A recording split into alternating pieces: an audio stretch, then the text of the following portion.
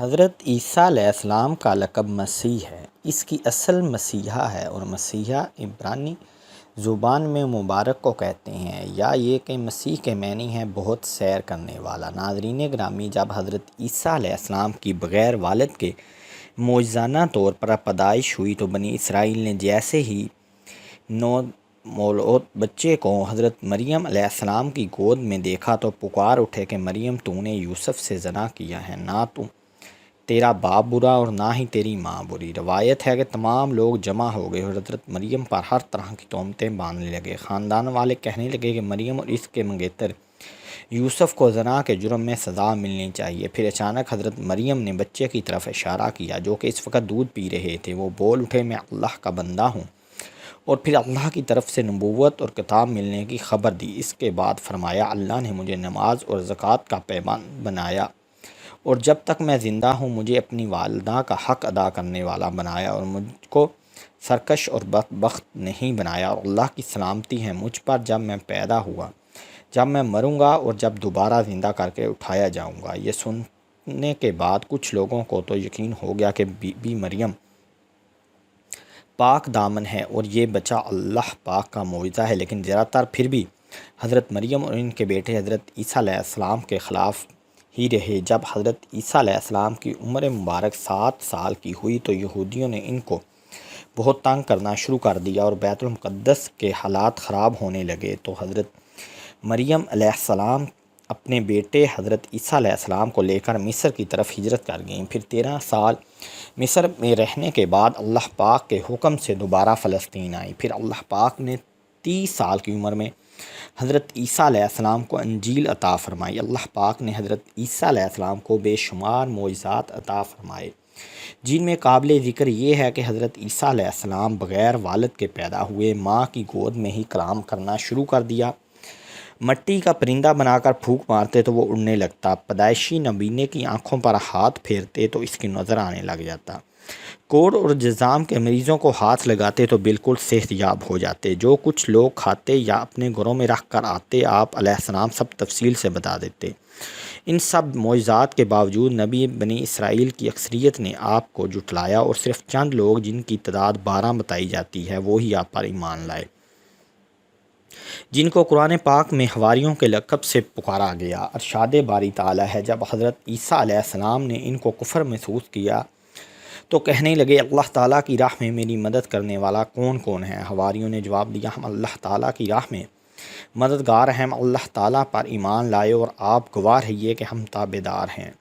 اس کے بعد تبلیغ کی غرض سے حضرت عیسیٰ علیہ السلام اپنے حواریوں کے ساتھ تشریف لے گئے۔ وہاں بھی بنی اسرائیل نے آپ کی بڑھ چڑھ کر مخالفت کی اور ہر طرح سے آپ علیہ السلام کو اذیتیں دیں۔ پھر ایک دن حضرت عیسیٰ کے حواریوں نے عجیب فرمائش کی، جس کو اللہ پاک نے قرآن میں اس طرح بیان کیا ہے، اور جب حواریوں نے کہا، اے عیسیٰ ابن مریم، کیا آپ کا پروردگار ایسا کر سکتا ہے کہ ہم پر آسمان سے خوان نازل کرے؟ انہوں نے کہا، اگر ایمان رکھتے ہو تو اللہ سے ڈرو۔ وہ بولے، ہماری خواہش ہے کہ ہم اس میں سے کھائیں اور ہمارے دل تسلی پائیں، اور ہم جان لیں کہ تم نے ہم سے سچ کہا اور ہم اس خوان کے نزول پر گواہ ہیں۔ حضرت عیسیٰ ابن مریم نے دعا کی، اے میرے پروردگار، ہم پر آسمان سے خوان نازل فرما کہ ہمارے لیے وہ دن عید قرار پائے، یعنی ہمارے اگلوں اور پچھلوں سب کے لیے، اور وہ تیری طرف سے نشانی ہو، اور ہمیں رزق دے تو بہتر رزق دینے والا ہے۔ اللہ نے فرمایا، میں تم پر ضرور خوان نازل فرماؤں گا، لیکن جو اس کے بعد تم میں سے کفر کرے گا اسے ایسا عذاب دوں گا کہ اہل عالم میں کسی کو عذاب نہ دوں گا۔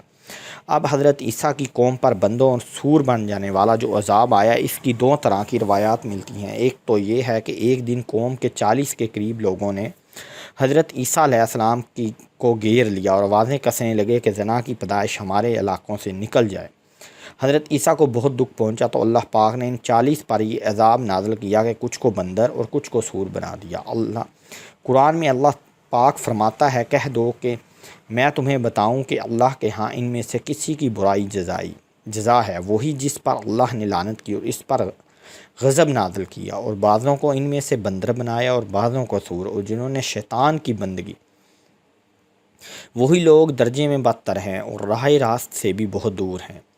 دوسری روایت میں حضرت عمار بن یاسر رضی اللہ تعالیٰ عنہ سے روایت ہے کہ حضور اکرم صلی اللہ علیہ وآلہ وسلم نے فرمایا، آسمان سے دسترخوان اترا جس میں روٹی اور گوشت تھا، ان کو حکم ملا خیانت نہ کریں، ذخیرہ نہ کریں اور نہ کل کے لیے اٹھا رکھیں، لیکن انہوں نے خیانت کی، ذخیرہ کیا اور اٹھا کر رکھا تو وہ بندروں اور سور میں تبدیل ہو گئے۔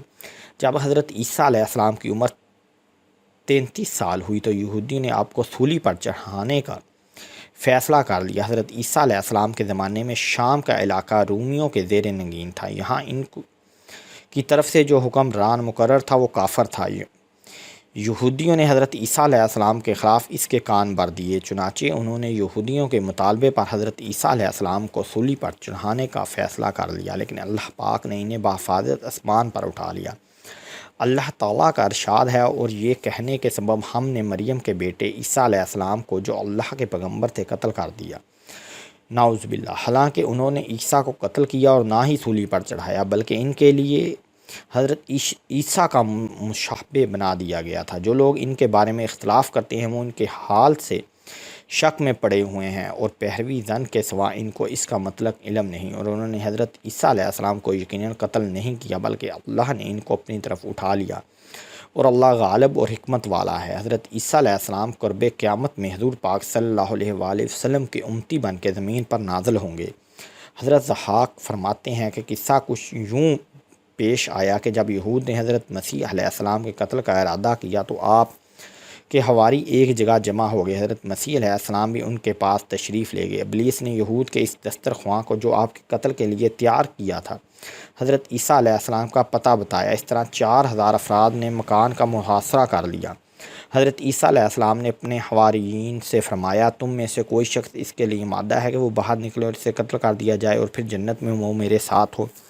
ایک شخص نے اس قربانی کے لیے اپنے آپ کو پیش کر دیا۔ آپ نے اسے اپنا کرتا امامہ عطا فرمایا، پھر اس پر آپ کی مشابہت ڈال دی گئی، اور جب وہ باہر آیا تو یہود اسے پکڑ کر لے گئے اور سولی پر چڑھا دیا، جبکہ حضرت عیسیٰ علیہ السلام کو اللہ تعالیٰ نے آسمانوں پر اٹھا لیا۔ حضرت عیسیٰ ہی وہ نبی ہیں جن کو ذکر قرآن پاک میں سب سے زیادہ بار آیا ہے، اور آپ ہی بنی اسرائیل کے آخری نبی ہیں، اور آپ نے ہی ان کو نبی آخری الزمان حضرت محمد صلی اللہ علیہ وآلہ وسلم کی بشارت بھی دی تھی، جس کو قرآن میں اللہ پاک ایسے بیان فرماتے ہیں، اور جب عیسیٰ ابن مریم نے کہا، اے بنی اسرائیل، میں تمہارے پاس اللہ کا بھیجا ہوا ہوں ایک پیغمبر کی جو میرے بعد آئیں گے جس کا نام احمد ہوگا، بشارت سناتا ہوں۔ حضرت عیسیٰ علیہ السلام کے 600 سال بعد کوئی نبی نہ آیا، اور پھر دو عالم کی قسمت جاگی، اور اللہ پاک نے اپنے آخری پیغمبر حضرت محمد صلی اللہ علیہ وآلہ وسلم کو سارے جہانوں کے لیے رحمت بنا کر بھیجا۔ عیسائی اور یہودی اس بات پر متفق تھے کہ حضرت عیسیٰ علیہ السلام کو سولی پر چڑھا دیا گیا ہے، لیکن ان میں تھوڑا اختلاف تھا۔ یہودی کہتے تھے کہ وہ قتل ہو گئے ہیں، عیسائی کہتے ہیں وہ 3 دن تک مردہ ہو کر زندہ ہو کر آسمان پر چلے گئے ہیں۔ اللہ پاک نے ان دونوں گروہوں کی تردید کرتے ہوئے فرمایا، شک میں مبتلا ہیں، حقیقت یہ ہے کہ جو لوگ حضرت عیسیٰ علیہ السلام کو گرفتار نہ کر سکے تھے، نصرہ نے اللہ تعالیٰ کے ساتھ حضرت عیسیٰ علیہ السلام اور روح القدس یعنی حضرت جبرائیل علیہ السلام ہی کو شریک کرنے پر اکتفا نہیں کیا، بلکہ حضرت مریم کو بھی خدا کا درجہ دے دیا۔ دراصل نصرہ بھی یہودیوں کی طرح مختلف فرقوں میں تقسیم ہو گئے۔ اس وقت ان میں 3 فرقے تھے، ایک کستوریہ جو عیسیٰ علیہ السلام کو خدا کا بیٹا کہتے تھے، دوسرا یعقوب جو حضرت عیسیٰ علیہ السلام کو خدا کے ساتھ متحد مانتے تھے، تیسرا ملکانیہ جو حضرت عیسیٰ علیہ السلام کو 3 خداؤں میں سے ایک مانتے تھے۔ نزول قرآن کے وقت بھی نصرہ فرقوں میں تقسیم تھے۔ ان کا عقیدہ 3 الگ الگ اصولوں پر مبنی تھا۔ ایک فرقہ کہتا تھا کہ مسیح عین خدا ہیں اور خدا ہی باشکل مسیح دنیا میں اترا۔ دوسرا فرقہ کہتا تھا کہ مسیح ابن اللہ ہے، اور تیسرا فرقہ دعویٰ کرتا ہے کہ وحدت کا راز 3 میں پوشیدہ ہے، یعنی باپ، بیٹا اور مریم۔ اس جماعت میں بھی 2 گروہ تھے۔ دوسرا گروہ حضرت مریم کی جگہ روح القدس کو شامل کرتا ہے، غرض وہ حضرت مسیح کو ثالث الثالثہ تسلیم کرتے ہیں۔ اللہ تعالیٰ نے قرآن کریم میں فرمایا، اہل کتاب اپنے دین میں حد سے نہ بڑھو، اللہ کے بارے میں حق کے سوا کچھ نہ کہو۔ مسیح مریم کے بیٹے، اللہ کے رسول اور اس کا کلمہ تھے، اور 3 خدا کہنے سے باز آ جاؤ، یہی تمہارے لیے بہتر ہے۔ اللہ ہی معبود واحد ہے اور اس سے پاک ہے کہ اس کی اولاد ہو۔ جو کچھ آسمانوں میں ہے، جو کچھ زمین میں ہے، سب اسی کا ہے اور اللہ کارساز ہے۔ سورۃ مائدہ میں ارشاد ہے، یقیناً وہ لوگ کافر ہو گئے جنہوں نے مسیح ابن مریم ہی اللہ ہیں۔ آپ کو کہہ دیجئے کہ اگر اللہ تعالیٰ مسیح اور ان کی والدہ اور ذوئے زمین کے سب لوگوں کو ہلاک کر دینا چاہتے تو کون ہے جو اللہ تعالیٰ پر کچھ اختیار رکھتا ہو۔ سورۃ مریم میں اللہ تعالیٰ ایسا کہنے والوں کو عذاب الہی یاد کراتے ہیں۔ ارشاد باری تعالیٰ ہے اور کہتے ہیں کہ اللہ بیٹا رکھتا ہے، تم بہت بڑی بات لاتے ہو۔ قریب ہے کہ اس سے آسمان پھٹ جائے اور زمین شک ہو جائے اور اللہ سے ریزہ ریزہ اور پہاڑ ریزہ ریزہ ہو جائیں کہ وہ اللہ کی اولاد ثابت کرنے بیٹھے ہیں اور اللہ کو شان نہیں کسی کو بیٹا بنائے۔ سبحان اللہ۔